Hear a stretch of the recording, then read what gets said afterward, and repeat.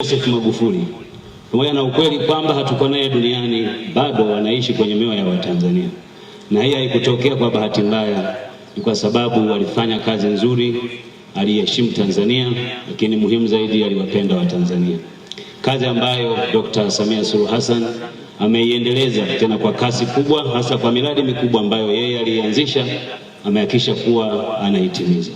Tutaendelea kumwombea mpendwa wetu, tunaendelea kukuombea sana Mama Janet Magufuli, kwanza kwa wewe mwenyewe kuiweka pamoja familia na kulifanya tukio hili kuwa linatokea kila wakati.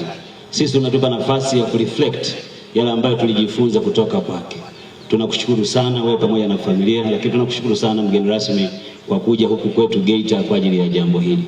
Na waomba wanachato tuendelee kuyaenzi yote mema ambayo alitufundisha na Watanzania wote kwa ujumla, ili tuweze kuyaishi kwa vitendo. Raha ya milele umpe Bwana, apumzike kwa amani.